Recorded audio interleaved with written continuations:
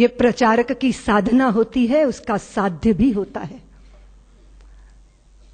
हम जब भी कभी कदम उठाते हैं तो कुछ पाने की अपेक्षा करते हैं, लेकिन एक प्रेमी के हृदय का भाव क्या होता है? वो स्वामी राम की वाणी से व्यक्त होता है कि इश्क एक तरफा में यूं मसरूर हो जाऊंगा मैं, राम तुम होगे क्षमा काफूर हो जाऊंगा मैं तुम्हें देखूं तो देखूं तुम न मुझको देखना, तूने गर देखा मुझे मशहूर हो जाऊंगा मैं तुम्हें चाहूं तो चाहूं तुम न मुझको चाहना, तूने गर चाहा मुझे मगरूर हो जाऊंगा मैं अगर मांगू कभी तो कुछ ना देना तुम मुझे, वरना फिर प्रेमी नहीं मजदूर हो जाऊं। जो बोझ ढोके मुआवजा चाहता है वो समर्पित नहीं होता, वो मजदूर होता है। जिसने यश चाहा, जिसने प्रतिष्ठा चाहिए, जिसने लोक मान्यता चाहिए, उसका समर्पण अधूरा होता है। लेकिन मां भारती को अखंडता के सिंहासन पर विराजमान करने का स्वप्न साकार करने के लिए अपने को होम करने वाला प्रचारक चाहता है क्या कुछ, लेकिन जो मिलता है वो तो अनिर्वचनीय है, उसको तो वाणी से व्यक्त ही नहीं किया जा सकता। वो तो हृदयों का अनुभूत विषय है कि चारों तरफ से भगवत्ता उस पर बरसती है। जो अपने लिए नहीं चलता, अपनों के लिए कदम बढ़ाता है, जो कभी दुख को दुख नहीं मानता, जो सुख की चाह में धूल नहीं छानता, औरों के लिए जिसको विष पीना भी स्वीकार हो जाता है, वह प्रचारक अभिनंदनीय है, वंदनीय है, पूजनीय है, प्रातः स्मरणीय है। रात दिन अहिर्निश मां भारती के चरणों में अपने आप को तपाना गलाना। किस समय डॉक्टर साहब ने सपना लिया था? सारे देश के अंदर आग लगी थी, ब्रिटिश सत्ता के विरुद्ध एक वातावरण बना था, बलिदानों की गंगा मानो बह गई थी भारत के अंदर, विदेशियों की चूल्हे हिलने लगी। बस एक प्रहार और बाकी था कि सारे सपने साकार हो जाते।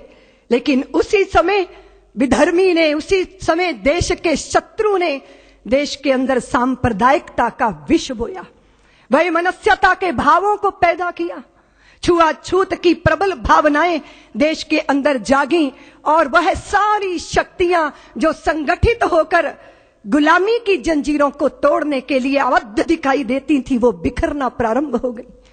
ऐसे ही समय में जब वैमनस्यता सिर चढ़कर बोल रही थी, जब कट्टरता नंगा नर्तन कर रही थी, उस समय डॉक्टर हेडगेवार 4 स्वयं सेवकों को लेकर राष्ट्रीय स्वयं सेवक संघ की संस्थापना करते। जब अपने ही कुएं पे पानी लेने आते थे और अपना ही भाई दुत्कार कर भगा देता था कि तू अछूत है, मेरे कुएं का पानी पिएगा तो सब अपवित्र हो जाएगा, और वो प्यास से तड़पते हुए अपने ही भाई को देखना, लेकिन निष्ठुरता का लबादा ओढ़े रहना, वो तिल तिल करके मरने वाले प्यासे को देखकर उस पीड़ा में से, उस वेदना में से राष्ट्रीय स्वयं सेवक संघ का निर्माण हुआ, जन्म हुआ। लोग कहते हैं प्रेरणा, प्रेरणा नहीं अपितु वेदना में से संघ का जन्म हुआ। मां भारती को वैभव के पद पर ले जाना है, अखंडता के सिंहासन पर विराजमान करना है, तो एक ही मार्ग है। और वो कौन सा मार्ग? क्या हिंदू जाति जिसने नक्षत्रों को संज्ञा दी, वो हिंदू जाति जिसने सागर की छाती पर पत्थरों को तैराया, इतना गौरव रखने वाली हिंदू जाति, उसका स्वाभिमान धुआं बनकर उड़ेगा? ये वेदना में से राष्ट्रीय स्वयं सेवक संघ का जन्म हुआ। प्रचारकों ने अनवरत अपने जीवन को आहूत किया।